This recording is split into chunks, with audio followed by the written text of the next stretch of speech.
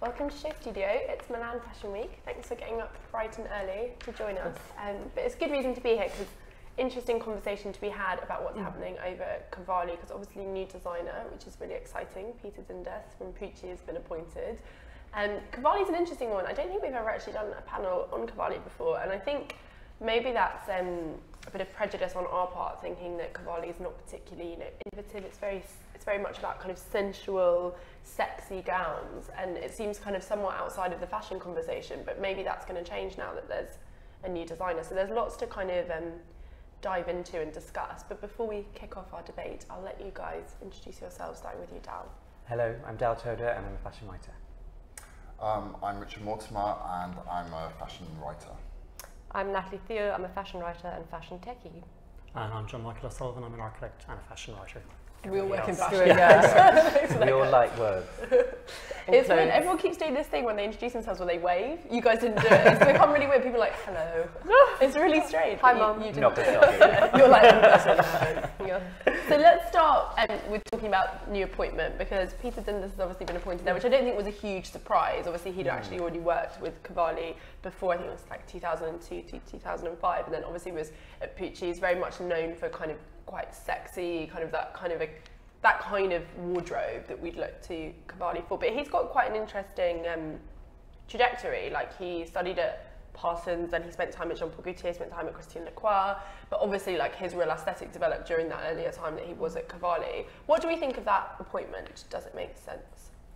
Dal, you're next to me, so you can go first. Yes, I think it totally makes sense. I think it's kind of no one's surprised. I think one of the most brilliant things about the whole reveal as well was how rubbish it was, in terms of, it says a lot about, techie, about the time that we're living in. So, this idea of keeping things secret, or this idea of new appointments being revealed at a certain point. I think it was kind of one of the worst kept secrets in recent times, particularly. So I think I took more, that kind of appealed to me more, this idea that can these new appointments that are being made so regularly now, and seem to be so disposable. If you look at Alex Wang out of Balenciaga, all that work that they do to change and put their stamp on something, and then it seems to be really wiped out very, very quickly. So, I mean, hopefully that won't happen here.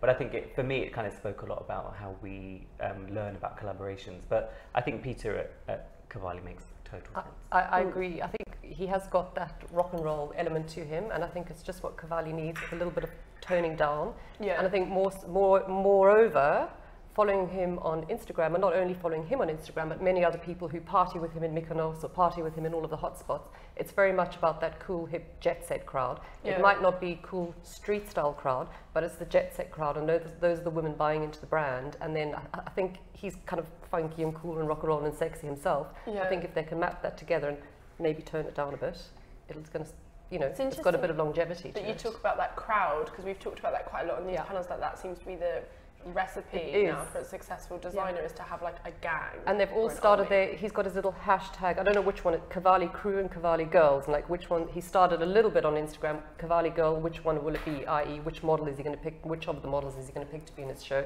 They've got that at Balmain, so I guess that's the sort of momentum of the moment. But it's always been like that. Truman Capote had his swans. They just didn't have hashtags. So it has always actually been like that, but it's been quite an elitist thing. Back in the day, it was an elitist thing. Today, it's everywhere, and actually fashion is a little bit stuck, because it's which crowd do we cater to, and which crowd, we can give us publicity, but which is the buying crowd, which is the selling crowd. So it's quite interesting to see from a marketing point of view, which of the hashtag crowds is the one that is has got the appeal, But it's interesting that his focus is the jet setters, not so much the celebrities, because the celebrities... The jet setters, they are the Cavalli girls. And you see Cavalli himself has often photographed those young girls in their clothes, in their Cavalli clothes. They've bought them. I hate the word socialite now, because so many women are doing amazing things with their lives, but I use it loosely, socialite. They are there. They have always been on the arm of Roberto Cavalli at the Cannes Film Festival, the Grand Prix, the Monaco clan. It's all happening. So that is the jet set crowd. How I spend my days off. Yes, of course. They're in the studio. Yeah, when I'm not here, I'm just on the yacht wearing a flowing leopard print gown. Can you imagine? I mean, I have to say, I think there's such a lot of snobbery around Cavalli as a label, and I think it's really sort of undeserved. I think what's really amazing about Cavalli is that he's come to define an aesthetic. Yeah, completely. And he's had such, you know, a long and fruitful career, and for people just to dismiss him, I think it's absolutely ridiculous. I think, you know. I agree with you, and I think it might not be an innovative, giving us fashion direction, but the women who wear him love him. He's been around long enough to have built up that following, so the brand deserves some sort of a recognition in terms of what's going on here. Let's have a look. You know, let's look at the bottom line, the pound line also. But women, obviously, who wear his clothes feel fabulous in them. Yeah. And being sexy there's nothing wrong with that. It's kind of something he's ended up with, though, because it's not. I mean, he started off doing denim and sort of did that for a while, and I know he was kind of rediscovered in the 90s, but he had never really been discovered in the first place. I think he's kind of the same way that Tom Ford in the 90s and even Dolce & Gabbana for a phase, they've all kind of picked up on that thing that even Valentino were doing in the 60s and 70s, that Galatzine and Ken Scott and all those guys were doing. Italian fashion then was this exuberant kind of swirl of print and colour and excitement and chiffon and jet setting and stuff. And you know, Tal Fighetti was living in Rome, all of those people. So it was a point in time when the jet set came to Italy and magazines started using colour photography in a big way, so it all kind of erupted together. And so at some point, I mean, I don't know when, but at some point in the 90s, someone sort of discovered Cavalli again, and it was also when he kind of I think started to move away from doing just the denims and leathers and really kind of embrace red carpet and gowns and you know, the J.Lo era sort of, I guess, of kind of hitting the red carpet and having those big statements. So I think he's done incredibly well, but actually by tapping into something quite new as much as into any history or Why do we think that snobbery exists? Because I think it exists quite a lot around these kind of brands that sell a lot to a certain type of women that seem to be out of the kind of fashion conversation. Sometimes like people think things are cooler if they don't sell or if they're... Do you think, it's interesting because the fashion conversation, I guess it starts on the catwalk and then it gets a little bit dictated by the fashion editors and fashion journalists who all will gravitate to particular brands, and then it gets diluted into the publications. So now we've got another element of all of that. We've got the bloggers. So I don't know if it rests there, and the women who are actually wearing and celebrating these clothes are not in visuals. They're not in magazines. They're not on social media. So I don't know. I think it gets There's always a raw deal. A bit of snobbery about anything that celebrates sexiness, and glitz in that way. And often, as you're saying, as Natalie saying, the people that are filtering down the shows or reporting on them are kind of, you know, slightly anti-glitz, lefty feminist women who, you know, in the traditional sense, who would be quite offended by a lot of the visual message that a brand like Cavalli sells. You know, it's much cooler to like Prada because, you know, she puts it's more intellectual in whatever way you might want to unpack that. Whereas this is what it is, and it's kind of it completely celebrates a particular woman and man as well, with the menswear and child with the kidswear, and you know, there's so many ranges to it. That just no one dedicates column inches to this, and I think that's part of the reason why it's sort of been left out of the conversation, because it seems to do a disservice to everything else that's happening in the world, everything else that we're talking about when we're talking about gender, when we're talking about rights for women and all those sorts of things. Something like this comes along and it sort of throws a bit of a fireball. It's interesting that Bauman's managed to kind of be very much present in fashion at the moment, when I think you could really draw kind of a parallel between the aesthetics. I mean, I think it's even simpler than that. It's you know, it's the C word. It's commercial. Anything that's commercial. Scary. People take it's like a bad word, commercial. Yeah, and I think it's such a backwards way to look at fashion.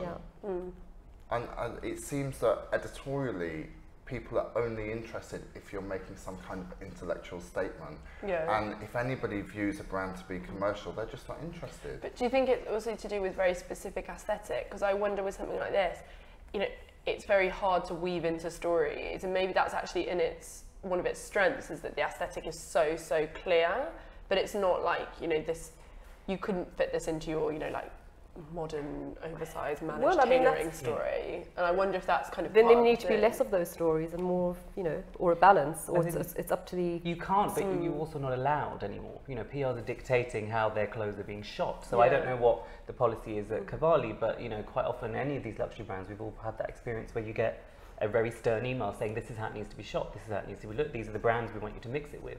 So if you did say to a Celine or whoever had said we've also got Cavalli in the story, no go. So that's where it stems from, is this idea of course you can mix this in, or you know, it's a great creative challenge for a great stylist to be able to do that. But I think as commerce, the C word again, is ruling so much of the fashion imagery that we actually see and get to experience, there's going to be less kind of texture and flavour and difference, point of difference. This is why so many fashion stories look the same. The same, yeah, definitely. And just to fling more C words around, consistency, I suppose, is the other one that for the Rewrite last decade or so, Cavalli always, it does look the same. So, you know, there's not, and I mean, this is an opportunity, I guess, for some change, but there isn't a surprise, or there isn't a kind of a new shape, or it's always combinations of the same work thing. On a woman's body. If you're going for the if you're going for the sexy look, and I'm got a wedding, and I want to look fabulous, and I want to feel gorgeous, and I want to feel sexy, and I can pull off one of those dresses, I'm so totally going to wear it. Perhaps if I'm talking personal aesthetic, sometimes, you know, there's perhaps too many colours going on or too many prints, but I think in terms of, you know, swimming around a woman's body and showing it off, it's one of the few designers that does actually do it. It might be uber revealing sometimes and full on, but actually, you know, everyone's at the gym, everyone's watching what they eat, why are you going to go and cover it up in a square box? Yeah, it's interesting that though, but I do think it kind of goes back to one of the topics I want to talk about, which is this kind of sensuality on the runway. I think we're seeing quite a lot of people who are openly exploring kind of like, particularly actually in some of the young London designers, they do kind of do things that are about sex or about sensuality, but it's very, very different from something like this. I think it's when it feels like it's man-pleasing that people get. But what is man-pleasing? So let's think about that. Sorry, that's a big question. Bloody hell. But I mean, no, it's easy to think that because it's overtly this sort of va-va-voom sexuality, what is it, what's the difference between that and if we looked at the Gucci show, a lot of it was very high neckline, very trussed up, but then you did have those looks that were see-through chiffon. So well, you could say that's just conservative. If she's got a plunging neckline and a thigh-high slit somewhere, but everything else, and then I've got sort of a completely, totally, both beautiful in their own form, it's just quite easy to sort of think, no, that's just, you know, you're not seeing the sexuality at Gucci, you're seeing the beautiful pieces, whereas here you're immediately going and zoning in on this is, you know, sexuality. Well, I think fashion has fetishized things that are quite virginal, as if they're something that's empowering, and you're right, you could argue that that's just as kind of conservative and man-pleasing as something that is very revealing, because that kind of Valentino, like little princess, super kind of, you know, virginal, childlike thing that we see loads, you see it. Not every woman wants to look like a child. We're women, some of us. We're not in our, I'm not in my 20s, so I'm not going to be able to do that, some of those looks. And actually, if I feel like I'm going to look good in one of those pieces, I'm damn well going to wear it. And I do like a bit of leopard print, so I'm not going to argue with that. But it does cater to, I think, you know, a lot of a big appeal. So, I mean, I think just personally at the moment in fashion, I really love minimal fashion, and I really love what's happening right now. But at the same time, I find it sort of uplifting a little bit when you see something like Cavalli, and it is all about the excess, and it's a complete antidote, and I think the two of them have to exist. And I think that, you know, there's really a place for brand, especially the Italian brands, you know. Yeah. It's fun. But why? Yeah, it's bumpy. It's sort of you're going there. You're going to shop there for a specific reason and to find a specific piece. So if you're suddenly going to be accosted with styles and shapes that are not quite you. However, because our senses are filtered by all of these changes happening, it would be great to see what Peter does, you know, just to blend it into what's going on in our when you talk about kind of toning it down, I would hope that he does the opposite and ramp it up. To kind of pick up on what you're saying, Richard. I think if he tones it down, then it just becomes like so many other great collections that are there and that are around. So I think it needs to have that. For me, toning down it's sort of like print combining, color combining, and it's just sometimes I feel it can be a little heavy-handed. So you know, keep the wild colors, keep the wild prints, but take away the velvet bow on that look or what have you. So well, Jane Howe is styling this, so that will probably happen because you know, she obviously has impeccable taste and will probably do that. But I think in some way, you know, this for me represents the rich kids of Instagram hashtag, and it should kind of remain that. And I think designers always should be faithful to the people that actually get their cards out and pay for it, not just, you know, sour pussies like us that are kind of like, oh, it's not clever enough, or, you know, where's the philosophical reference? Not that, you know, it's this is stuff that actually has a job. Clever clothes are expensive too. Let's just let's just stop and have a look at that. You're not shopping at Prada to pick up a cheap look. You know, it's as expensive. So it's just, there's this myth that, oh, that is an expensive look for an expensive lifestyle. Designer fashion is expensive when you're going for a clean-cut, low-key white shirt or a But there is that designer fashion that is made to look expensive. Correct. Which is and the to celebrate the opulence. And that's what this is. This is, well, traditionally, Cavalli's, your Versace's looks expensive as well as being expensive if you're thinking about what it costs. But I think this, again, represents that jet set lifestyle that we talk about. You know, if you look at Peter's Instagram, his personal one, I think there are more pictures of his chest on there than I've seen of Kim Kardashian. Yeah, and he's making us look great from his point of view. I think there's a certain, it's very pop culture. It's very pop. It's trashy to use that, and that might sound pretentious if I'm saying it in that way, or snobbish, but it kind of really embraces everything. And there's a picture of him with Kim Kardashian, and the hashtag is Cavalli Girl. So she is the Cavalli Girl. Yeah, she is who everyone seems to want to dress. Not everyone, but a lot of people seem to be quite enamored by her. Yeah. And I think this fascination that we have with her really speaks about, we're dying for glamour. We're really desperate for good, gaudy, bawdy, trashy, glossy, you know, whatever. And we're not really, there isn't really there anymore. You know, I do think we've had a big return to excess recently, and I think it's like, it's not like this sits apart from the rest of fashion, which is very minimal. Like, even if you look at what Prada did this season, it was so, and Gucci is like beautiful, so layered. And but I don't mean in fashion, I mean in the world. I mean, you've got actresses who don't want to talk on the red carpet about what they're wearing anymore because we need to respect their craft. You've got people like Sam Smith who are just this bizarre, dull mixture of nothingness. You've just got no, you know, Liz Taylor's dead, Jackie's died. There is nowhere really where you can get this anymore in society. I mean, in the newspapers, in the media, in the world. So that's why we're all desperate to look at Kim. That's why she's so fascinating. Do you not think it's like the pervasive kind of nature of like casual culture? Like, everyone wants to wear like jeans and t-shirt. Everyone wants to look chilled. Like, bands don't dress up anymore. Imagine if a band came along with it, like wore like suits. They just look like morons. But you know what? I don't have a chauffeur to drive me around all day. And if I did, I would be dressing I would be like not in my jeans and biker boots. Trust me, okay? So let's put this into perspective. I think about our lives are fast. Yeah. You know, you killing yourself to get here in the morning because the tube was stuck. You're running to go and sort out your cat, you know. Just like, thankfully, I was a little bit closer, so I could afford to bust out a heel and, like, you know, deal with the street walking type of thing. But I mean, it's not. I was thinking about that the other day because, you know, London Fashion Week had so many amazing parties on. So during the day I'm working, it's a very tech-oriented environment. It's like glued to the screen, running home to change, to try and look glamorous and feel glamorous and have an amazing time. And I thought it would be amazing to just be like that all day. But I don't have the cars driving me around, and that helps facilitate London Fashion Week. But I think sometimes your life just doesn't lend itself. So it's great to have a moment where you can dress up. It's really difficult to find a good evening dress. Yeah. So many people ask me, Natalie, where I've got X amount to spend, whether you've got money to spend or not, and it's a really uncatered market unless you're doing couture, which would be amazing. But it's very, very difficult to find decent evening pieces. But I think it's also, I think there's this kind of idea that making an effort has become uncool. Like, do you know what I mean? And I think there's that thing where, and I think that's something that the evening wear market isn't particularly catering to. It's like, you know, I don't really dress up, but if I needed an evening piece, there would be nothing that I would like, because everything is either like woo or like it's like. But how ironic though that making an effort is uncool, but actually, by gosh, the effort that goes into making sure you're looking disheveled and amazing to be captured by street style, which is so much fun, and that's what I shop from Instagram. But a lot of effort goes into that. Yeah. Then you're not just waking up throwing that on in the morning. There's a thought process that's gone on in the long run. That Peter makes a lot of wedding dresses as well. You know, it's not just this kind of red carpet glitz and glamour. He actually makes really beautiful but Cavalli you can wear during the day. You know, you just take a top or take a jacket or a fur, wear it with your jeans and trainers. Maybe I'll become a Cavalli girl. Shall I just rebrand and just? I think that could be a project for SHOWstudio, maybe. I think it would be. There's nothing wrong with the Cavalli girl. Cavalli girl fun for the week. But I want to get to the bottom of kind of this, like, do we feel like the fashion industry doesn't speak to people that buy fashion?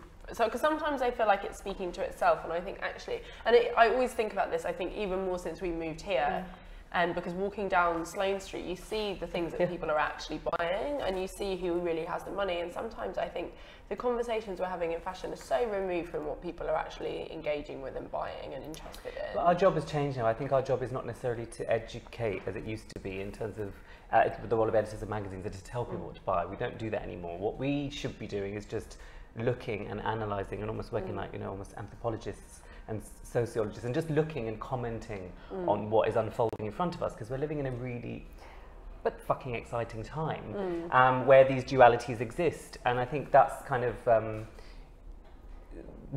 that's now our job, is not necessarily to kind of speak to those people who are going down, because they know, you know. I don't think fashion used to probably seem like it used to patronise customers and tell them what you should wear and yes, there are still people who need that advice, but I don't think they get that from fashion magazines anymore.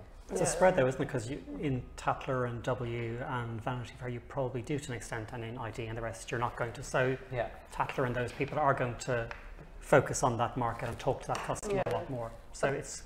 But then I think the power of advertising is so important, and I think if, you know, Cavalli turned around and said, we'll have a lovely DPS advert in ID, thank you very much, where's our coverage? You know, I think people forget how powerful these brands are with the advertising. But also, sorry, no, carry on. No, I just, you know, as you said, the role within the industry is completely different now as a journalist, a commentator, anything. I think because everything is advertising driven. Yeah. And also we are not, the industry doesn't stop with a journalist or a commentator. The industry is so much bigger than us that to use the word fashion industry, it's not just about designer, you know, reporter. It's the buyers, it's everything else that's going up in the commercial world. I think increasingly it's those influencers as well, those girls on Instagram, the people who are wearing it. They're in the industry There is, now. but there is a great, where they're going to go and buy their clothes, they've got to go to a department store or a Balmain somewhere. So there was a great article in British Vogue this month with Helen David, who's a buying director for Harrods. And the huge strapline quote is, it has to be pretty and it has to be sexy and no mustard. So, and she was talking through going shopping and doing a buying appointment at Balmain, and how she knew that on jackets it had to be gold buttons for her customers, but if it was leather it was silver, and it had to be sexy or it had to be pretty. So it's quite interesting there to, you know, we know what the customer is at Harrods, we know it's the Sloane Street customer, so it's not, it doesn't just stop with the fashion press. Do we think that this kind of intelligent fashion that we're saying is kind of seen as so important within the fashion crowd, do we think that this will come to affect brands like Cavalli? Do we think that Cavalli in, you know, 50 years, actually that kind of trickle-down effect where we're all obsessed with intelligent fashion will get to the point where, you know, people don't want to dress sexy at all? Are we going to see women stopping? No. Do you not think? Definitely not. Well, this isn't stupid fashion either. No. To kind of offer the parallel to intelligent fashion, this isn't stupid, it's just different. It's just, you know, for a different person. Oh, we're happening. I think it's all going to be sort of reactionary, and I think I think we're still going to just see massive extremes. I think it's going to go even further. And you need it. You need those. You don't, I don't want it to all be the same. Yeah, it is nice that there's it's nice to balance. Yeah. Jesus Whoa, Christ. they're all coming out. You do have extremes. It's really stressful. Okay. There's going to be millions of looks.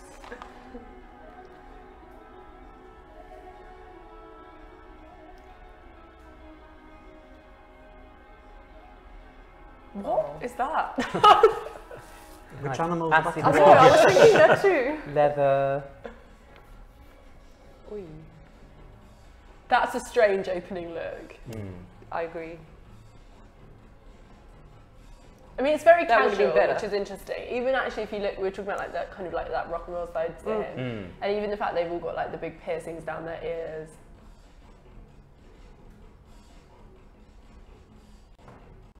But yeah,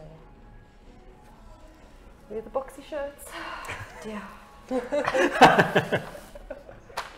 it's happening to everyone. What are we expecting to see though?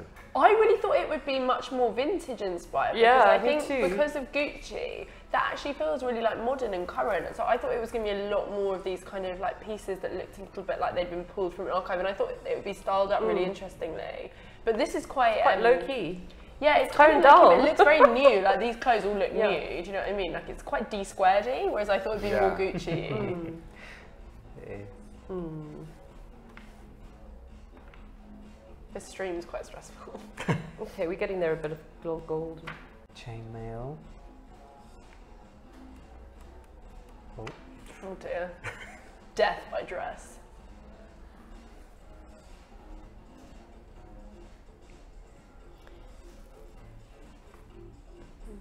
Stunned into silence. Yeah, this is just. Do you know what? You can split these all up and find seconds, but hell, you just, I'm stunned. Well, because the last picture was so kind of, it was very beautiful, That's a beautiful and top. quite moving and emotional. It was gorgeous, the last Poochie. They have a drone filming outside. A drone? Yes. But Cavalli have sent a drone. Yes. They sent a drone here to kill us. These tops are cute. I'm not.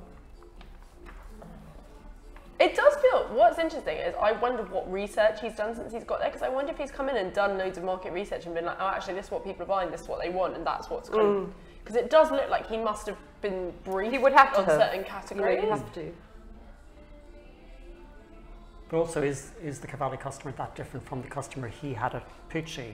But then this feels so different to Poochie. Like Poochie was always that kind of slightly like, slightly fluid, bohemian, kind of free. Yes. Like this is a bit more. Whereas this is, it's more trashy. Like it's harder. Yeah. But maybe that's the Saint Laurent effect. Trying to do things that are a little bit more. And we're back to the one earring. But I was really hoping. Thing, I was really hoping for like more. Yeah. Whereas this is quite like a little mixed. Do you know what I mean? Like very like that is not. I know I said animal print, but Yeah, not so literal. Sublimes. I like all the jackets because you can't go wrong with those. Ringmaster. You can take elements of them, but I keep thinking that the stream's going to end and this is going to be like an accident. Like this is like actually just a run through. Yeah, I think we've been shown a stream from like 5 No, now years they're going to go ago. and stick everything on. Or this is like a regional show in some weird fashion, like. It does feel quite like late 80s, early 90s, kind of all those supermodels with kind of tailored jackets and then kind of Bruce Oldfield sort of ball gowns underneath. I mean, I love the girls. I think the casting's great. Yeah, the casting's great. So his Cavalli girls are great. But the hash. I do think it looks very Saint Laurent though. It's that kind of thing. It's very kind of short and distressed, and it's harder, and it's not super. But I think feminine. you can break up all of these pieces, and as you say, it's a little bit more day wear. Yeah, it's much more day wear, I think. But I think Cavalli shouldn't be trying to be Saint Laurent. It should be I anything agree but. with you, and it should have given me a box shirt. I mean, Saint Laurent is Saint brilliant Laurent, and it's great. But and that can only be done there. But I don't think they're going to get the Saint Laurent customer either. You want this to be quite ethereal. I think you almost want it to be a little bit dreamy. You know, like yacht, like very elevated. Yeah, she wants to be swept off the yacht. Yeah. A little bit. And I'm surprised at the color palette. How I was expecting brighter. I was hoping, I know this sounds really bad, but I was hoping for it to be quite tacky. Yeah. Well, do you not think this is a little bit? No, I was hoping for more opulence, and I thought there would be more colour. I don't know, more something arresting. Oh, now we're getting to the gowns. Oh, it's pretty. I don't understand how it stays on. Stitched into place and then never removed. And then never removed. She will live her life like that.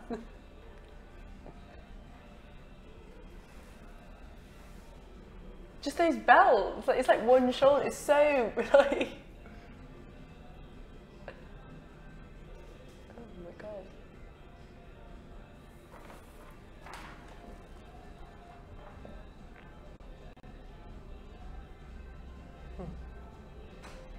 I mean, I quite like that. It's kind of Getting It's there. more what you're getting there, yeah. That's what you wanted. I like the little crop tops with the big wild full shoulder. It's even actually, the styling is quite fantastic, because even like the pink shoes with the black dresses, it's so like, it's quite. But do you think this is intentionally challenging us to think about taste? I mean, I want to say that it is. I want to say that it's kind of like there's a little tongue-in-cheek element to this, but then I don't think there is. I don't think there is. But like is. the white heels with that must be a bit of a joke. Like, he hasn't been like, this is glorious and beautiful. Like, he's obviously like... It's really interesting, but if the shoes were all different, it would have had a completely different feel to it. But like, even just like a white heel, there's such connotations to like a white stiletto, and then to show it with like a black jet, like a black cocktail frock. But it's connotations to us, British people. Yeah. But I don't know whether it has the same connotation. But you know, look at it, take it off the catwalk, take away the belt, take away the boots. These are nice. Yeah, take away the belt, take away the boots, and I thought it'd be much more like this, like the whole thing, like much more kind of like.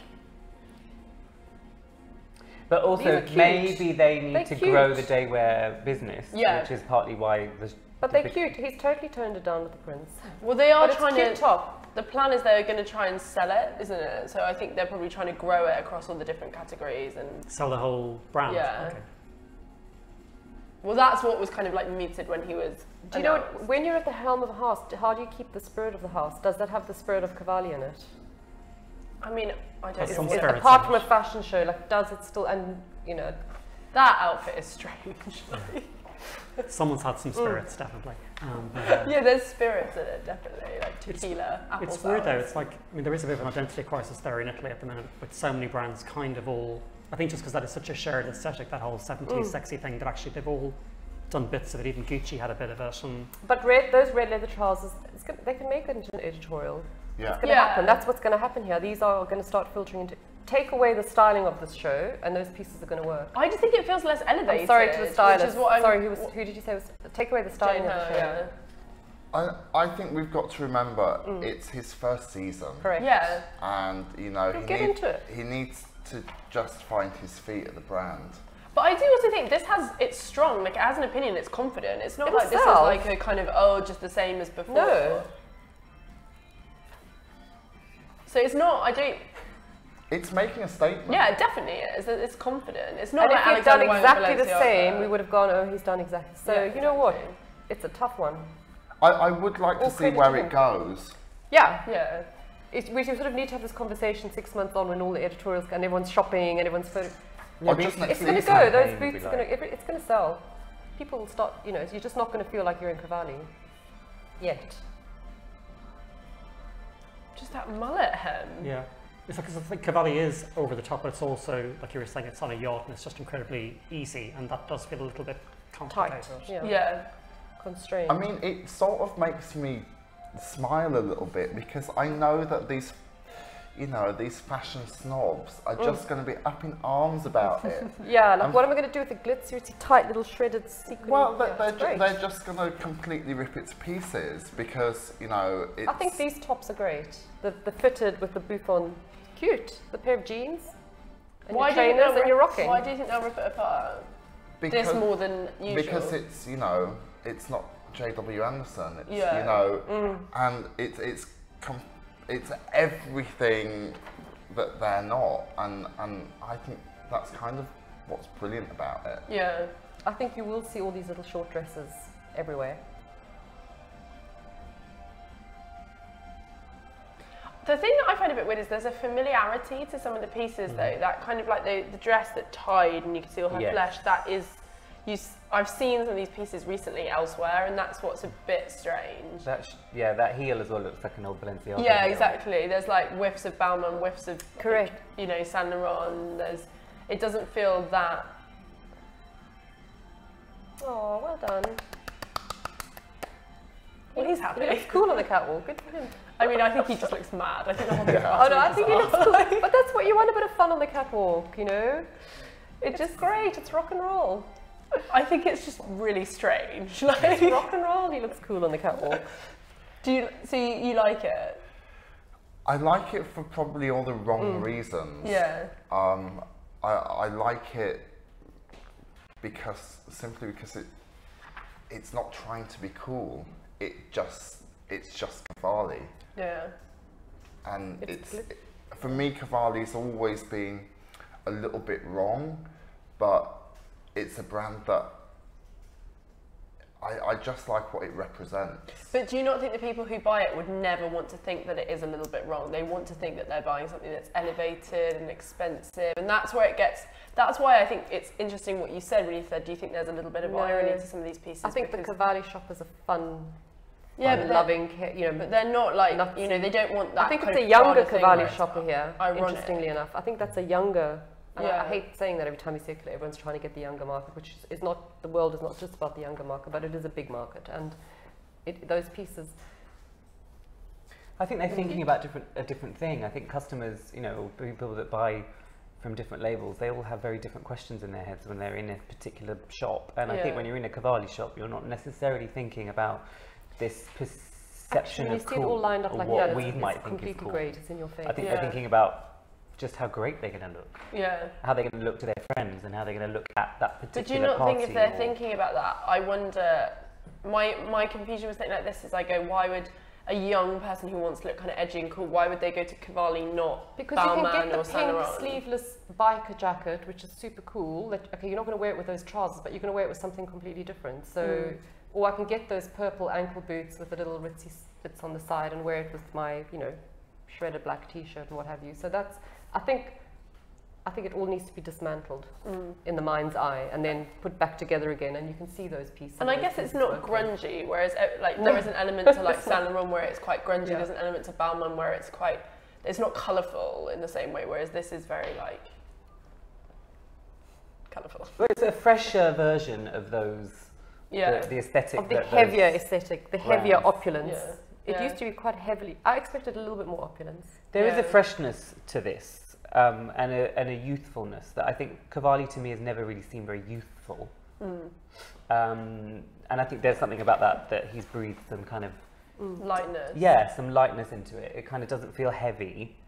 And you can these clothes may be a bit more relatable than things Cavalli have produced before. But again, I think the bigger question is that what we need? Do we need another fresh, great, fine label? You wouldn't immediately look at those pictures and think, oh yeah, of course, that's Cavalli. So that's what he's done. He's actually, which has rattled us completely. Yeah. Hasn't rattled me, I just think it's not, I'm not sure what the voice is. It feels like it's lots of other people's aesthetics into one. What do you yeah. You look dumb. I always look grumpy. Like I said, I like the fact that there is this kind of 80s British arista party girl thing about it, but it just feels so un-Italian, and it's quite New York. And it just, like you're saying, it is that disconcerting feeling of feeling like you've just seen that either 3 weeks ago or a year ago somewhere else. Which, and I know it's his first time. You know, it's his first season, but also it's his first time, second time around. And like I was saying earlier, I think at Pucci in ways he was kind of expanding on the Cavalli woman. So it is kind of great that he's kind of looked at it from scratch, and there are definitely really interesting things in here, but it's just a very confusing opening statement. I shan't be buying any of it. It almost doesn't know what it wants to be yet. Yeah. And maybe that's fine, maybe it does need time, but it is interesting, as you say, it's his first time, second time around, and he talks a lot, particularly when he was appointed, he talked a lot about how the impact of working with Cavalli and working there and what that had on his aesthetic, and that he kind of came to develop his own eye as a designer through that. And this doesn't feel like he has Cavalli in his blood. It almost feels like he's kind of like looked at a load of old lookbooks and gone, oh, what can we make that feel, you know, it doesn't feel like he lives and breathes the brand, which is strange. Yeah. But he says it, But I do think it's quite, I have like a real passion for black dresses with colourful shoes. I think there's something quite like brilliant about it, and I like that whole section. But it's just... But footwear's taken on a life of its own this summer. Yeah. The spring summer 16, it's just become, it's just... But I guess they're trying to grow all those different categories. It's interesting there's such focus on jewellery, because that is what Saint Laurent has done really well, is grow the ready-to-wear alongside all those little accessories and bits and bobs. There aren't any bags here either. No, that was weird. I was thinking about that. It's not very kind of like luxury leather. It's much more like bitty. Like the focus was really on like, kind of like little jewellery and stuff. But like 20, do you not think if you saw that you would say that was Saint Laurent? Potentially. Like that kind of like... Like down to the hair and... Yeah. I'm just confused, I think. It's also because like stuff like those line prints are kind of things that you get more with just Cavalli and the more diffusion end of it rather than mainline. So it is... I'm sure there's a very good reason for it all, but also I think that Cavalli as an organisation probably has more sections and more heads that he needs to please than he had at Pucci. So Pucci could kind of, in essence, do what he wanted to do, whereas this is a much more better, well-oiled machine that has lots and lots of categories, as I said earlier, and lots of things. So maybe there's more pressure here to kind of tick boxes and maybe that's what's been translated in the collection. In that sense, it's quite like, you know, when you go to see a Burberry collection, it feels like they've been designed by like a trend forecaster, where they're like, you need to do this and you need to do that, and you look at it and it doesn't feel like a designed collection, it feels like a collection of kind of considered product categories. This feels a little bit like that. Let's watch this Instagram space near you. I just really want to understand. I think you're going to see all of these pieces on. I think they're going to be, you know, the separate elements of this are going to start appearing everywhere. But if you take the Balmain example, there's such clarity about Balmain, and it was, you know, it's a very wham bam, sort of, you know, and it's on these spectacular looking girls, and everything always, you know, it's almost militantly glamorous. And this, you're right. I mean, someone, you know, Nicki Minaj or Kiara or whoever will look spectacular in one of those gigantic gowns draped across the right piece of hardware or whatever, and it's hard to imagine it having that level of impact. Also, I guess because Balmain's already in that space, so it's how you kind of. Also, in terms of the casting, I don't know if there was a Hadid in there or a Kardashian. No, so you would have assumed that's that what's missing. Kendall, Gigi, Bella, but all those girls would have been in the show traditionally in our heads as a Cavalli show, but they're decidedly not there. You know, I think from memory, but there were so many of them. There were but they didn't stand out. There, but they weren't but they were big girls that are kind of, you know, they do everything. So those girls were missing, which I think says a lot. In a year's time, I think he would have had the momentum to build up his Cavalli crew, and it would be nice for it to be different to the Balmain army. Yeah, so but it'd be you'd nice, think really that it nice would to be. see. You'd think that it would be those girls, it's but a start, but it so doesn't let's see seem what to be. happens. It's just weird, but I think what's strange is what's interesting with those Balmain things is it's always very, there's a sincerity to it, like it feels very like he believes that is the ultimate luxury and those girls are the most beautiful girls in the world. Whereas this, it's kind of a bit bad taste, and it is, I want to understand if it is deliberately a little bit like that, because it's so kind of retro and some of it is quite awkward, like particularly like the kind of more daywear pieces. But I think these girls look sort of a bit naughty, devil may care, you know, they're not going to be, they're not on show, they're just whatever. They've got a bit of a naughtier attitude. So maybe actually, yeah, you're right, if you see it in the story it'll look very precious and stuff. I'm confused. It's left me confused. I'm confused by Cavalli. No, looking luxurious. Looking luxurious doesn't mean having to sort of be prim and proper. This is like. But if we do feel like the old Cavalli is sort of gone, so where would we go now for that old Cavalli? But I guess those kind of won't have gone. There's going to be. I'm sure there are many sub stories of this collection we've just seen, and it would be lovely to have seen the show notes, because. I forget, you know, often at shows you would think, oh, okay, great, but actually they are important because the designer's telling a story, and each look that comes down the catwalk is a sentence of that story, so it'd be quite interesting to see. But I kind of think with this, no matter what he's calling his inspiration stuff, like, it is what it is, do you know what I mean? Like, and with this, it's not... None of those dresses would work. As I say, take away the white belt.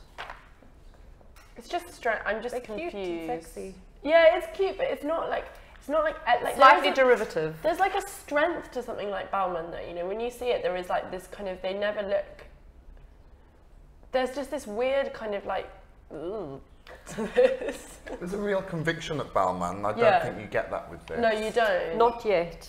So, you know, but and also the house of Balmain and Roberto Cavalli are two such different beasts. And who would have ever thought that we would be sitting here comparing Balmain and Cavalli? I know, it's so strange. Because they are friends, Peter Dundas and Olivia Roostring. There have been pictures of them together posing with Kim Kardashian. They've got the same muse, so if this is their muse, she's in the middle. So who's telling the story? Yeah, he was saying how she's like...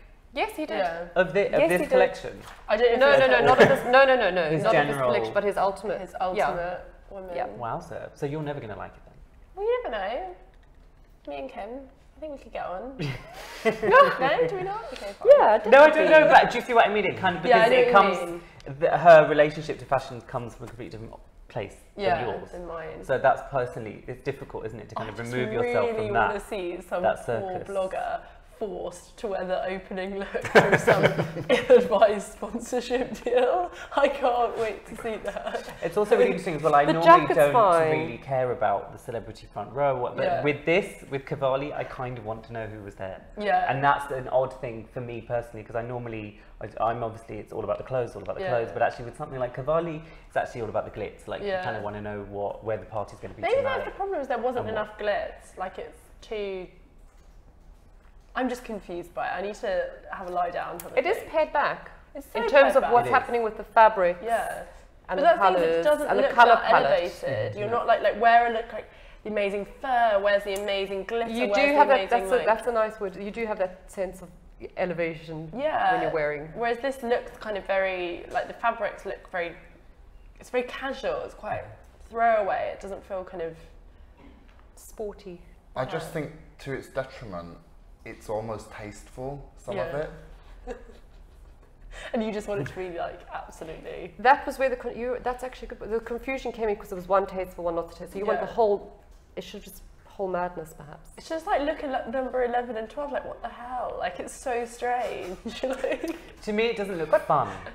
No, it looks like someone's taking it quite seriously, and I think that's one of the, it's like when you watch a really trashy movie from the 70s or whatever that was dealt with the most seriousness on set, but it's gone on to become this big old lol fest. But I think something like this looks very, very serious to me, and I think that's what's missing for me, is that fizziness, that frivolity, that kind of unkemptness. I've realised what it is. If you bumped into the Balmain woman at a party, she would be quite fabulous, and you'd kind of talk to her, and she'd probably be quite cool and intimidating. Whereas this woman she's a bit cringe. Like, if you were talking to her, you'd be like, oh, you're a bit weird. Like, she'd just be a bit weird. Whereas the Balmain woman you'd be quite impressed by. Whereas, imagine if someone came in in lion print leggings. Yeah, you'd be like, oh, like, leave me alone. Yeah, I do like animal print, but I don't like the lions. You don't like the lions? No. It's almost like you kind of go, I could meet 9, 10 and 14, but 15, it's so random that it could be anybody. Yeah.